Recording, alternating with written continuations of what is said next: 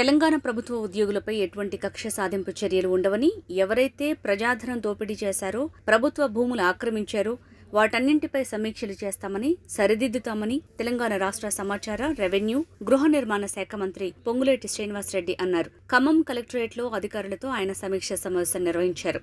గత ప్రభుత్వ హయాంలో జరిగిన తప్పులను సరిదిద్దడమే కాకుండా ప్రజలకు మెరుగైన సేవలు అందించాలని అధికారులను కోరినట్టు మంత్రి తెలిపారు. అధికారుల్ని వేధించడానికి సమీక్ష చేయలేదని, ఇది కాంగ్రెస్ ప్రభుత్వం, ఫ్రెండ్లీ ప్రభుత్వం అన్నారు. ప్రజల కోసం చిత్తశుద్దితో పనిచేసే అధికారుల్ని ప్రోత్సహిస్తున్నామన్నారు. 6 గ్యారంటీల అమలు లక్ష్యంగా ప్రభుత్వం పనిచేస్తోందని వ్యాఖ్యానించారు. ఉద్యోగులపై ఎలాంటి కక్ష సాధింపు చర్యలు ఉండవని మంత్రి పొంగులేటి శ్రీనివాసరెడ్డి హామీ ఇచ్చారు. ప్రతిపక్ష పార్టీల నేతలు రంకెలేస్తున్నారని, ఇంకా అధికారంలోనే ఉన్నామని కలలుగంటున్నారని విమర్శలు గుప్పించారు. ప్రతిపక్ష పార్టీ నేతల్లా కాంగ్రెస్ మాయమాటలు చెప్పదని, వారిలా ప్రజల్ని మోసం చేయమని, ధనిక రాష్ట్రం తెలంగాణను కొల్లగొట్టింది, ఖజానా ఖాళీ చేసిందే బీఆర్ఎస్ నాయకులేనని మండిపడ్డారు.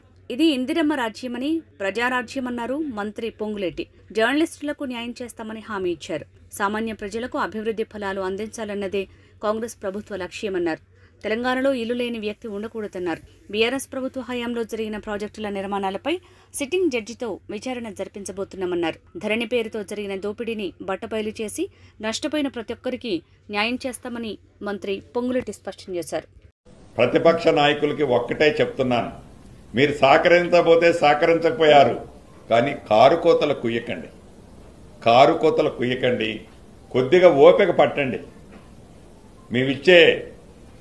మేము పంపే ఏదైతే సందేశాలు కానీ, కార్యరూపం దాల్చేసే సిస్టమ్ కానీ కొద్దిగా ఓపిక పడితే ఈ ప్రభుత్వం యొక్క చిత్తశుద్ధి మీకే అర్థమవుతుంది, ప్రజలకు ఇప్పటికే అర్థమైంది. అప్పటిదాకా ఓపిక పట్టాలని కూడా ఈ వేదిక ద్వారా నా మిత్రులైన ప్రతిపక్ష సోదరులందరికీ తెలియజేస్తున్నా. మనం చూసాం నిన్న రివ్యూ మీటింగ్లో ఇరిగేషన్లో జరిగిన అవినీతి, ఏదైతే కాళేశ్వరంలో జరిగిన ప్రాజెక్టులు, డిఫరెంట్ ప్రాజెక్టులు ఏవైతే కుంగిపోయాయో, వర్టికల్గా నెరలిచ్చాయో ఆ ప్రాజెక్టులన్నిటి మీద నిన్న ముఖ్యమంత్రి గారు, ఇరిగేషన్ మంత్రి గారు సమీక్షించారు. వాటి మీద కూడా ఒక సిట్టింగ్ జడ్జితో ప్రతిపక్షం వారు ఒక సమావేశంలో కోరుకున్నారు. వేసుకోండి, మీరు సిట్టింగ్ జడ్జితో కావాలంటే కమిటీని వాళ్లే అన్నారు. ముఖ్యమంత్రి గారు ఎమ్మటే స్పందించి, మీరే అడుగుతున్నారు కదా సిట్టింగ్ జడ్జితో ఎంక్వైరీ కమిటీ వేస్తామని చెప్పారు.